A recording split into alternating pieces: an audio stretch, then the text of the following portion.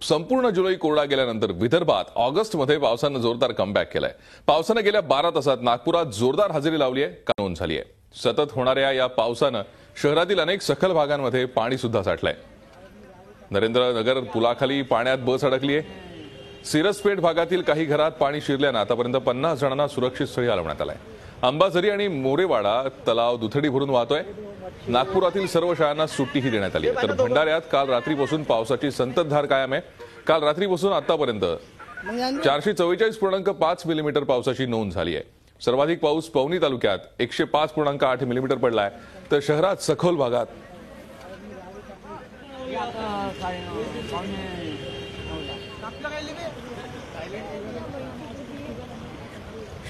भागात पाणी साचलंय। गोसेखुर्द धरणाचे 33 पैकी 27 दरवाजे 0.50 मीटरनं उघडण्यात आलेले आहेत। अधिक माहिती घेत आमचे प्रतिनिधी अखिलेश हाळवे सध्या आपल्या बरोबर आहेत। अखिलेश, अनेक सखल भागांमध्ये विदर्भातल्या शहरातल्या पाणी साठलेलं दिसतंय। संततधार पावसाची कायम आहे।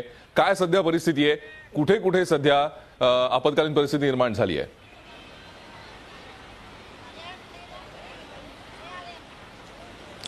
भूषण, पूर्ण विदर्भात गेल्या काल रात्रीपासून पावसाने कहर केलाय आणि भंडारा म्हणा किंवा नागपूर म्हणा, पावसाने उद्रेकच मांडलाय। खरं तर मागचा पूर्ण महिना कोरडा गेल्यामुळे त्याचा भरपाई निघून होते की असं म्हणायची वेळ आली आहे। पण नागपूरचा विचार केला तर नागपूरला अतिशय वाईट परिस्थिती आहे आणि काल रात्रीपासून अनेक भागांमध्ये पाणी साचलंय।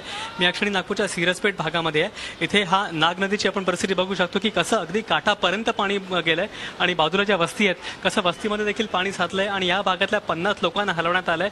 लोक घरातलं पाणी बाहेर काढतायत, अगदी काही ठिकाणी लोक छतावर देखील गेलेले आहेत आणि अशी परिस्थिती नागपूरच्या अनेक भागांमध्ये बघायला मिळते।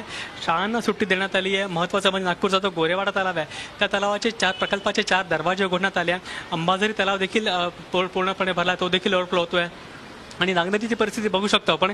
ही शहरातली नाग नदी आहे। या शहरामुळे या नदीमुळे नागपूरला नागपूर हे नाव मिळालं आणि इथली परिस्थिती बघू शकतो की पात्र किती मोठं पाणी अगदी अतिशय वेगाने वाहतं आणि वस्तीत देखील पाणी घुसलंय आणि परिस्थिती हीच किंबहुना नागपूरच्या अनेक भागांमध्ये अनेक घरांमध्ये पाणी घुसलंय आणि शाळांना पूर्णपणे बंदी केलंय। अजूनही काही ठिकाणचे जे रस्ते आहेत ते पूर्णपणे बंद आहे। नागपूरचं जे मोरभवन बसस्थानक आहे तिथे पाणी घुसलंय, जवळपास कमरेभर पाणी आहे। त्यामुळे अनेक बसेस तिथे अडकून पडल्या आहेत, अनेक महामार्ग बंद आहेत। त्यामुळे पूर्ण विदर्भात पावसाने उद्रेक मांडला आणि गेल्या ज्याप्रमाणे 12 तासात पाऊस पडलाय त्यामुळे जनजीवन पूर्णपणे विस्कळीत झालंय आणि महत्त्वाचं म्हणजे वेधशाळांनी आशंका व्यक्त केली की असा प्रकारचा पाऊस येत्या 24 तासात येऊ शकतो। त्यामुळे या पुढच्या काळात देखील नागपूरसह पूर्ण विदर्भातल्या लोकांना सतर्क राहावं लागेल। खरंय अखिलेश, म्हणजे नागरिकांनी सतर्क राहणं आवश्यकच आहे। मात्र प्रशासनाकडून काय हालचाली केल्या जात आहेत या संदर्भात काही पावलं उचलली गेलीत का? जे नदीकाठचे जे नागरिक आहेत त्यांना सुरक्षित स्थळी हलवण्यात आलंय का?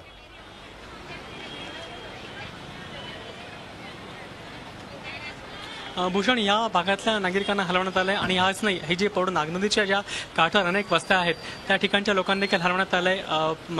फायर ब्रिगेड म्हणा किंवा अग्निशमन दल असेल, वाहतूक पोलीस असेल किंवा शहर पोलीस असेल, हे सगळ्या ठिकाणी तैनात आहेत आणि अनेक ठिकाणी वाहतूक थांबवण्यात आली आहे। लोकांना देखील अनेक ठिकाणी थांबवण्यात आलंय। त्यामुळे एकूणच पूर्ण प्रशासन पूर्णपणे सज्ज आहे।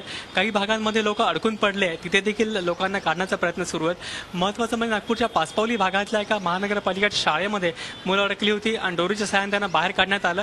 त्यामुळे ठिकठिकाणी प्रशासनातर्फे किंवा पोलीस विभागातर्फे किंवा अग्निशमन दलातर्फे लोकांना वाचवण्याचे किंवा लोकांना बाहेर काढण्याचे काम सुरू आहे आणि किंबहुना जोस्तरे पाणी कमी होत नाही किंवा पाण्याचा प्रवाह कमी होत नाही पावसाचा तोस्तरे हे असेच प्रयत्न सुरू राहतील। भूषण, नक्कीच धन्यवाद अखिलेश। झी 24 तास रहा एक पाऊल पुढे।